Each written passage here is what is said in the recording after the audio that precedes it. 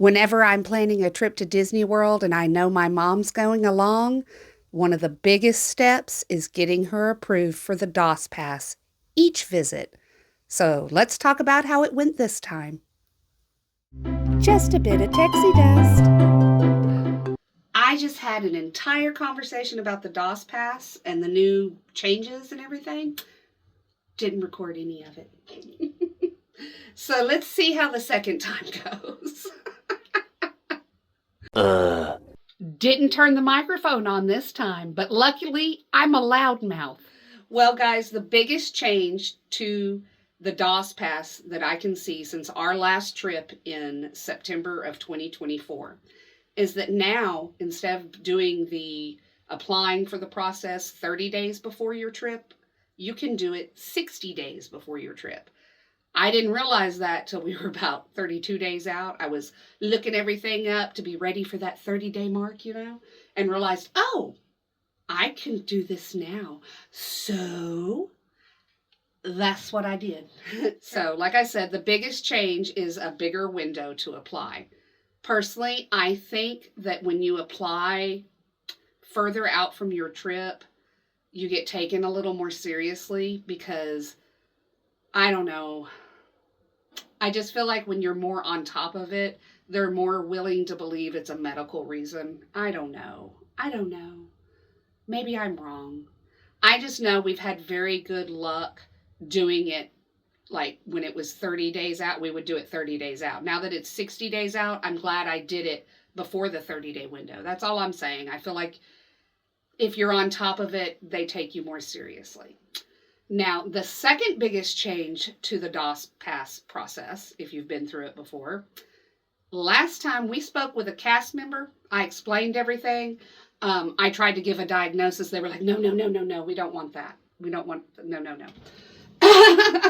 This time, it is over a Zoom call meeting. Nothing's being recorded. And the first cast member I spoke to was like, oh, sure, you can tell me the diagnosis. We can talk about this. Because nothing's being recorded. So that's a change in process right there. Having said that, the cast member is no longer the only person you talk to. Previously, we would speak to the cast member, tell her everything, the issues, why my mom has a hard time with the lines, why it's easier for us to wait in a merchandise spot or be eating, something like that. Cast member approved us. This time, the cast member was like, well, I'm going to bring in someone from Advent Health. So then we spoke to the second person. Mind you, my mom has to be in the room. The person you're applying for has to be there, part of the meeting, right? Well, on the second person, you can tell my mom's losing patience. But we get through it. And the second person is like, well, that's not really my specialty. Let's bring in a specialist. So this time we had to talk to 3 people, including the waits to get the next person on the phone. Now, what worked in my favor is when they turn the video off, they're not muting the audio. They can still hear everything you're saying. So while they had that video muted and they were waiting for the third person, the specialist, to come in, my mom was sitting there like, well, why the hell we gotta do this? This is worse than waiting in a line. I don't understand. I already explained myself to this person. Da, da, da, da, da. And then they heard me sort of like explaining, well, this isn't the 4th person we've spoken to. It's the 3rd. And it's just the process we have to go through. But you know what? If we don't get it, it'll be fine. We'll use writer swap. It'll be fine, Mom. And me calming her and getting her to keep the process going. So they were able to hear all that, whether I realized it or not. So I hope you realize it. If they mute that video, they still have the sound going. Worked in our favor because my mom wasn't handling the wait any better than she would if she were at Disney World. And that's really what they're asking about. How does your disability affect your ability to wait in a queue? How does it affect you in your home life? How does it affect you? Like, I made it real clear, the only place I make my mom wait is a doctor's office. And it can be brutal. It can be. I mean, my mom will be snippy with the doctors. Like, she's been in this world too long to suffer fools. That's all I'm going to say. And she will not wait. She doesn't go to the grocery store with me. Even when she's hungry for new foods and is like, she will not go to the grocery store with me. She's not going to wait at a checkout line. The woman's not going to do it. If one of the questions they ask is like, well, how do you handle a wait at the movie theater? We don't go to a movie theater. We drive 2 hours with my mom watching her little iPad, being happy. And then we go to a drive-in theater so that she can sit in the car and smoke her cigarettes and be happy. We keep mama happy. That's what we do. Because that is part of what she goes through, is it can affect her moods, and we got to be very super conscious about that. So having said that, I wish I knew what the cast member told me at the end of the process. After speaking with all 3 people, including the specialist approved us. They said yes. So then it goes back to the cast member to finish filling out all the forms and get everything set up for you, right?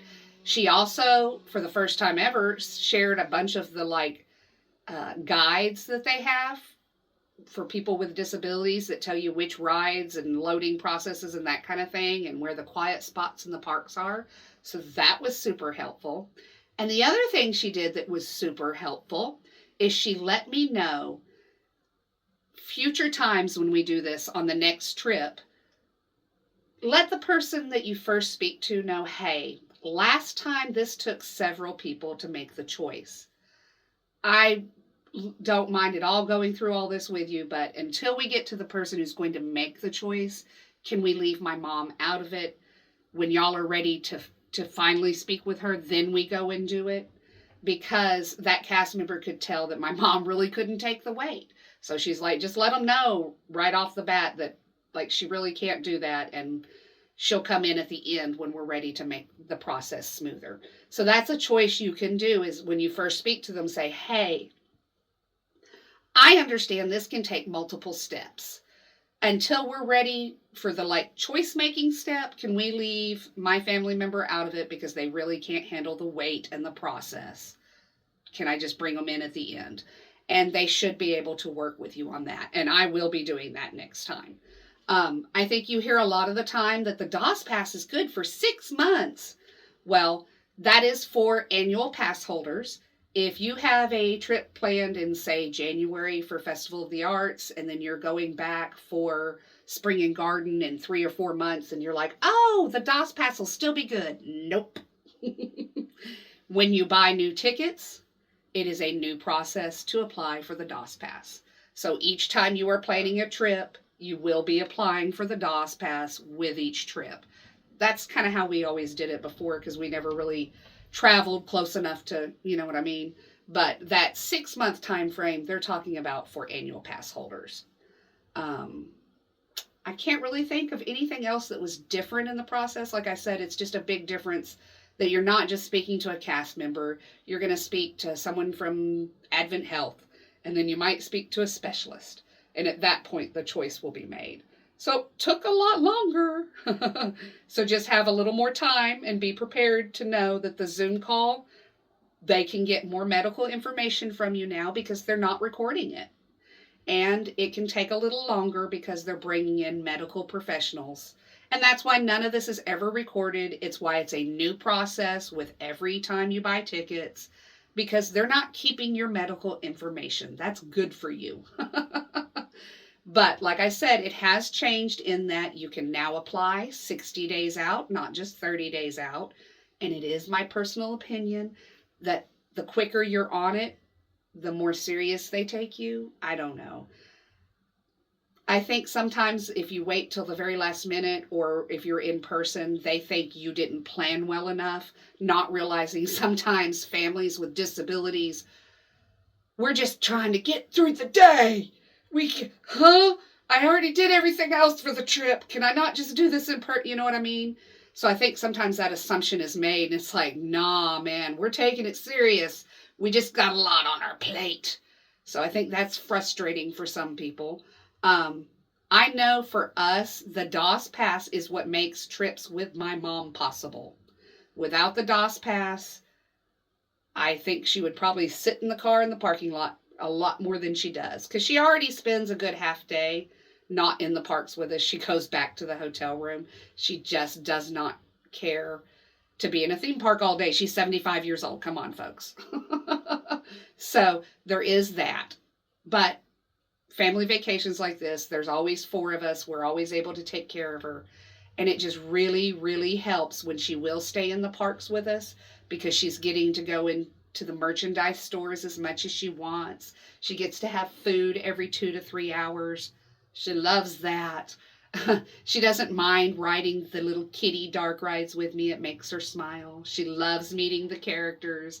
So there's so much that she does love doing, and she gets really upset when I go by myself and won't take her with me. But sometimes I need a break. So I'm very, very happy that we qualified for the DAspass, because it just, with her needs, it really, really makes the trips possible and enjoyable. So I understand the frustration of families who have always qualified for the DAspass, and now all of a sudden they're like, I don't. Well, that's one of the new changes, is they changed that wording where it doesn't just say only cognitive disabilities, because I think they figured out, we're going to get sued a lot. So they have changed it now where it is, like I said, it's just a process now. If you think you need it, apply for it. They will take you through the process, and their biggest thing is they want to know why you can't do a queue, why you cannot line up for over 15 to 20. Because here's the thing, guys, and I brought this up when I was speaking to them. I'm like, I know that the DAspass still has a line. Like, you're still going to be going through the lightning lane queues, or even if it's a character meet and greet where they don't have that, they queue you up and you wait. There's a good 10-minute, 15-minute wait sometimes, but that's usually it. And that's usually the max of what my mom can do. So be sure and bring up that I realize there is still some wait, and it's actually a struggle for me to do that some wait. You know what I mean? Like, we get through that, but sometimes that's why she only rides one ride, because that 15-minute wait was all she was going to do. So, like I said, we're just very, very appreciative that we qualified for the DAspass, and I understand the frustration for families who always qualified before and now all of a sudden they don't. Like, it changes your trip. And when you're a family with disabilities within the family, like, that changes the entire dynamic. You didn't get the DAspass. Why would you ever go back? I mean, let's be honest. I would not be going back with my mom to Disney World if we didn't continue to qualify for the DAspass. So I feel the frustrations for the changes, but I will say this last change, at least now you can get in line, ask to speak to the people, and see if you qualify. And your biggest questions are going to be, what in your day-to-day life do you do to not stand in line? Because if you can stand in line in your day-to-day life, then you can stand in line at Disney World. So that's their gist.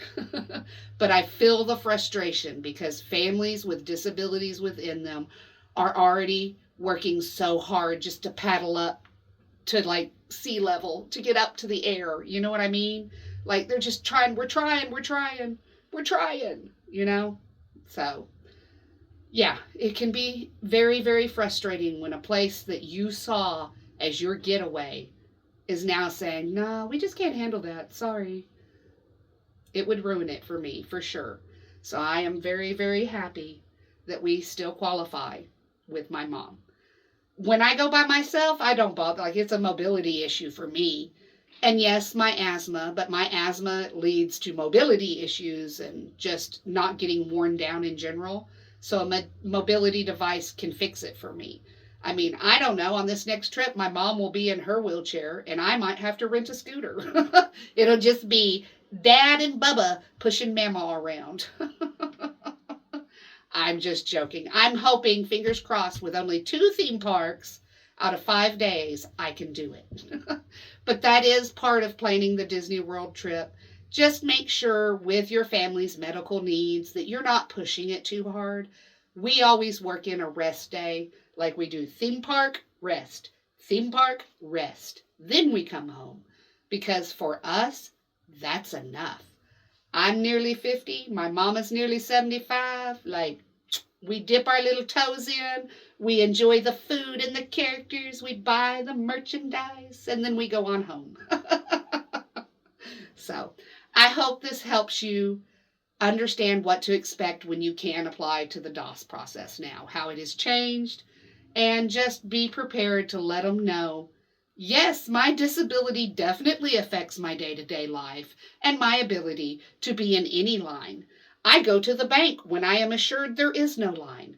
I go through drive-thrus so I can stay in my car and have my air conditioning and my music. Things like that. Just let them know how you don't do lines in your day-to-day life. Because if you're asking for a DAspass at Disney World, that's why, because you can't queue up in the lines. And that's my biggest takeaway. So I hope it's helpful, guys. Hey! Come back, wherever you are!